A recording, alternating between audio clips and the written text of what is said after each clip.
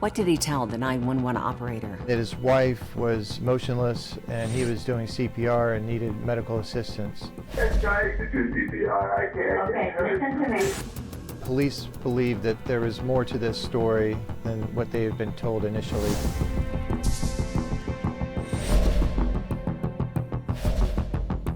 This woman very likely had been murdered. As a detective, you're always looking for the reason why something occurred, a motive.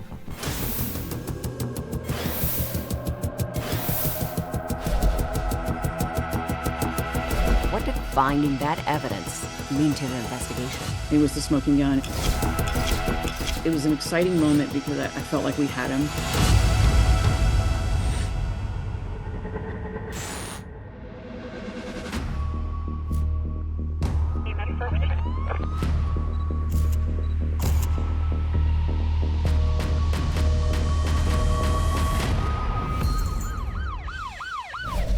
Hi, I'm Nancy O'Dell. Today's Crime Exposé takes us to Orlando, Florida, and an upscale neighborhood known as Delaney Park. The family-friendly community was rocked to its core when a woman named Shanti Tronnes was discovered dead by her husband. The case took investigators through a series of twists and turns that ultimately led to a chilling conclusion. It was late in the afternoon on Tuesday, April 24th, when Orlando police received a hysterical phone call from a man named David Tronnes.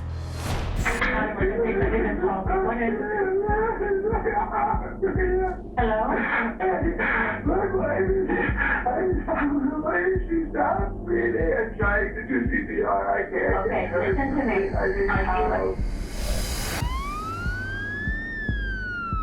David told the operator he had discovered his wife Shanti unconscious and partially submerged in the bathtub of their garage apartment. He was still on the phone with 911 when first responders arrived.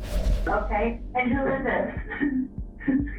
This is David John. As emergency crews approached 39-year-old Shanti, it was clear she was already gone.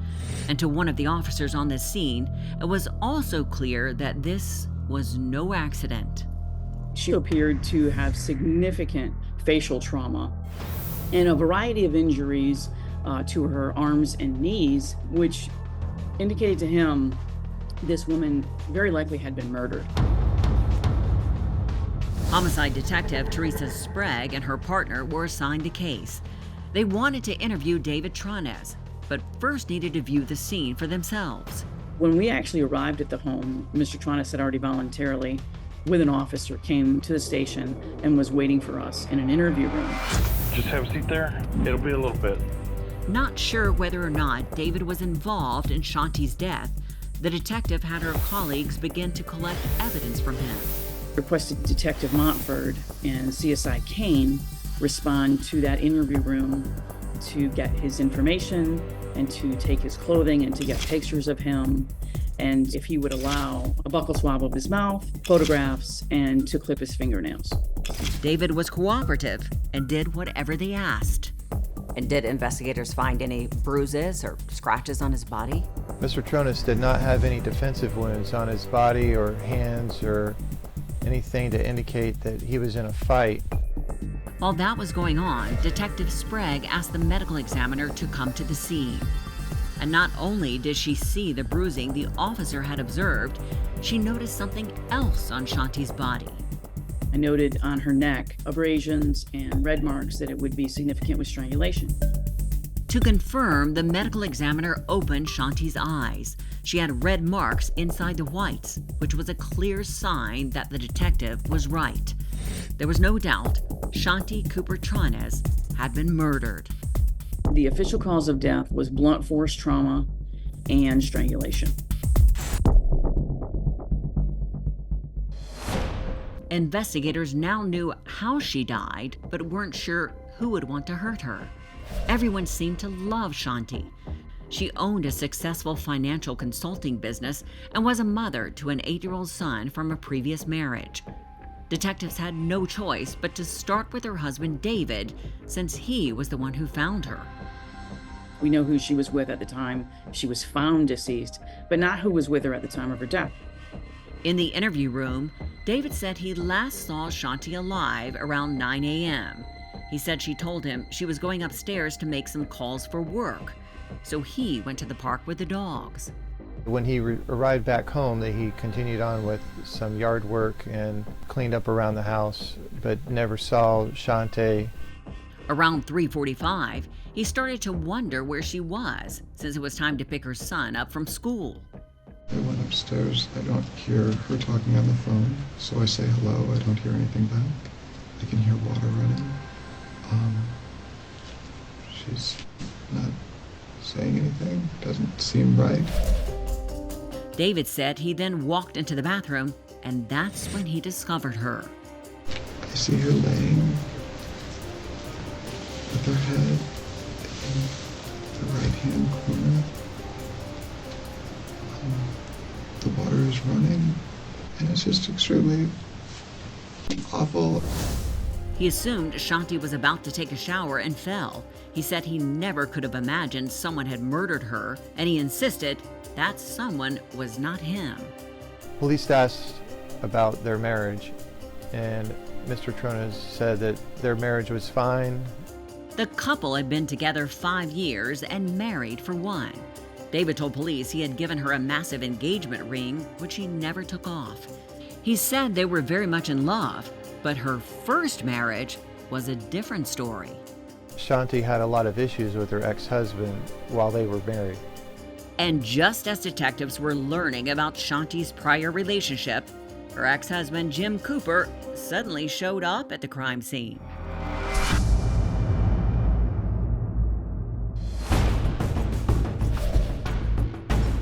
My immediate response to his interview was, he's still a suspect. I mean, he's not cleared.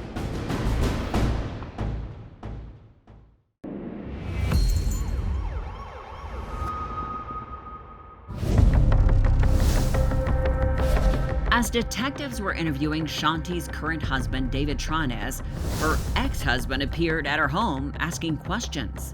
I got a phone call from my sergeant, and he advised that Shanti's ex-husband, Jim Cooper, had shown up at the house with her son, Jackson.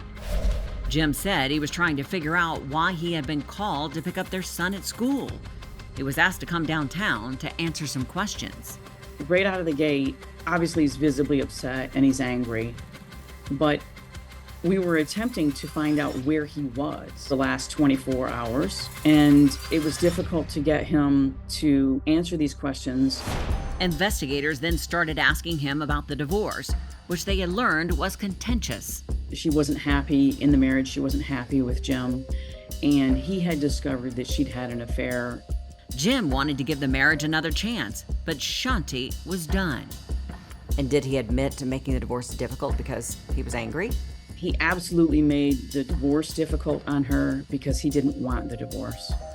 I think he was very angry about the broken trust. He was very angry that he was losing his family. The anger was still apparent as detectives spoke with him. He finally gave them an alibi, saying that he was at work all day. My immediate response to his interview was, he's still a suspect. I mean, he's not cleared. Based on how he described the end of their marriage, as well as the contentious relationship between the two of them while raising their son, he was absolutely still a possibility. Investigators knew they needed to verify his alibi. They went to Jim's workplace and spoke with his co-workers and ultimately confirmed that he was telling the truth. At that point, Jim was eliminated as a suspect since his alibi was corroborated by co-workers. Back at the crime scene, police noticed that Shanti's engagement ring, which David mentioned to detectives, was nowhere to be found. With the couple's home under renovation and contractors in and out of the property, investigators wondered if robbery was a motive. When you get upstairs, you see a multitude of electronics, expensive electronics. Her purse is right by the television. It's open. Next to her purse is a $20 bill on the television stand that is in plain view. None of the easy things that would have been targets were removed. And there was more at the crime scene that just wasn't adding up. David said that he found Shanti in the bathtub and pulled her out to start CPR, but it didn't seem to match up with the evidence. And the bathroom floor wasn't wet. The bathtub had dried, diluted blood up to a blood stain about 3/4 of the way full, but the shower walls weren't wet. The tub wasn't wet. The rug had been pushed up away from the tub toward the wall, but nothing was wet between the shower, the tub, the floor, the carpet, all the way to where she was. Nothing made sense, and once again, investigators were forced to turn their attention back to David Tronnes.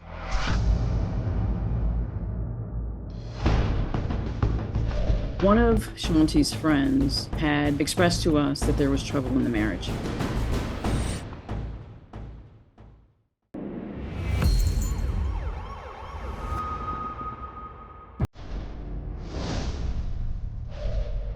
Detectives wanted to know everything they could about the relationship between David and Shanti. What they learned was that things weren't as great as David had made them sound. One of Shanti's friends, Dana, had expressed to us that there was trouble in the marriage, that they had broken up at one point prior to moving into this home. The couple reunited, and David bought the home in cash, putting the house in a trust for him and his mother. He told Shanti, "This is just what my family has always done, and it's just a way to protect everything and protect all of us." But Shanti wasn't happy with that answer, especially after they moved in, and David asked her to foot the bill for all the renovations. David's handling of the renovation of their home turned out to be a disaster, hiring and firing contractors, all the while Shanti was paying for all of the renovations and incomplete work. 3 years after the project began, David, Shanti, and her son were still living in the garage apartment. She had spent $300,000 on renovations, and her name still wasn't on the deed to the home. She had indicated many times she wanted her name on this house because she had a financial stake, a significant financial stake. Friends told police that David had assured Shanti that he was taking care of everything. He became obsessed with a reality TV show called Zombie House Flipping and applied to be on the show. He was cast, but Shanti wanted no part of it, and tension between the couple grew. Police interviewed Shanti's son and learned that the couple had been in arguments on a regular basis, and they were heated arguments. So was stress from a home renovation project a motive for murder? Investigators decided to turn up the heat during their interview with David. You know, you fake cried for about 7 or 8 hours today. Not one tear came out of your eyes, not one. Not one. Not on scene with the officers, not in this room. There is not a lick of remorse for what you did to this woman. Not even a little bit, okay? I'm really starting to believe you wanted her dead, and I'm really starting to believe you planned it. But David wouldn't admit to anything. Mr. Tronnes did not confess to murdering his wife, did not confess to harming her in any way, and stated repeatedly that he would never hurt her. With no physical evidence tying him to Shanti's murder, investigators were forced to let David go free. As they continued digging for clues, Shanti's cell phone records provided some eye-opening information. The cell phone forensics show us that phone is searching Facebook around 11:20 to 11:30 on Monday night, and then it's placed down on that nightstand. And that phone does not move until it's collected by police Tuesday night around 10:30. David had told police he last saw Shanti Tuesday morning when she went to make work phone calls. But investigators now knew that her phone had never been used that morning. On Tuesday morning at 6:58 in the morning, Shanti's cell phone gets a text message. That text message was never read, and it was from a business associate in North Carolina. I asked him, "When did you expect her to read that text?" And he said 7 o'clock. He said, "She is so prompt. Within 2 minutes, I thought it was odd." He said, "Within the hour, I thought something had happened to her." Investigators were convinced that Shanti had been murdered on Monday night and that David was the one responsible. The whole time frame that we believe when she was killed, he had already told us he was with her, and he was the only one with her. But they still didn't understand why he would do it. And then they got a call that gave them that shocking answer. Police received a tip that David had a membership to Club Orlando and might have been living a double life. Club Orlando was a gay male gym in the area, and police learned David had been a member for 18 months. He had been to the club as recently as the week before Shanti's murder, and the employee had indicated that he had seen sexual activity between David and men on at least 2 occasions inside the club. Police wondered if Shanti had found out about his secret lifestyle and asked for a divorce. Detectives discovered there was a big financial aspect to that question. So what did David stand to gain from Shanti's death? Over $1 million. With all of the combined accounts and the life insurance policy, it was over $1 million, and it might have been closer to $1.5 million with all of the interest that had accrued. Investigators believed David realized that Shanti was more valuable to him dead than alive. Is there a financial motive? Yes. If he were to get away with Shanti's murder, he's a millionaire. He still doesn't have to work, and he hadn't worked in 8 years. And he can fully renovate the home the way he wants and live the lifestyle he wants and probably never work again. 4 months after Shanti's murder, David Tronnes was arrested and charged with first-degree murder. And investigators were about to make another big discovery.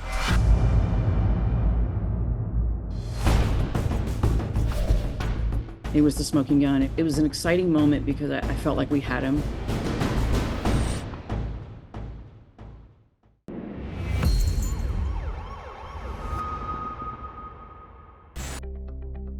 With David Tronnes in jail awaiting trial, detectives continued to dig for anything else that would tie him to Shanti's murder. So you searched his mother's home. What did you find there? The most shocking thing, or the thing we hoped that we would find in a suitcase on the floor in the room where David was living, was Shanti's engagement ring. It was the item David had mentioned Shanti never took off her finger, and he felt police could never find it. It was the smoking gun. It was an exciting moment because I felt like we had him. I felt like it was the biggest lie that he had probably indicated to us, was not knowing where that ring was and when he knew we were looking for it. At trial, David still claimed his innocence, but a jury wasn't buying it. We, the jury, find the defendant guilty of first-degree murder. David Tronnes was sentenced to life in prison without the possibility of parole. Shanti's son, Jackson, gave a victim impact statement saying that his mom was the best person he ever knew. My mom was the best person I ever knew. She worked a lot, but she never put her family over work. And now, it's time for today's Safety Spotlight. Finances are often a source of tension in any marriage, but there are steps you can take to help protect yourself. A professional can help couples navigate the complexities of balancing your financial life. If your intuition tells you something is off with your spouse or spending patterns change, consider having separate savings and checking accounts from your spouse. By doing so, it could help you have the financial freedom to leave the marriage if necessary. If your relationship becomes contentious, or if you're ending the marriage, remove your spouse as a beneficiary on your life insurance and make them aware you have done so. This may help reduce any financial motive for violence. Intimate relationships must be built on trust, and if that trust is broken through lies, misrepresentation, or undisclosed financial moves, it may be time to leave the marriage to prevent something more sinister. I'm Nancy O'Dell. For all of us here at Crime Exposé, please join us next time and stay safe.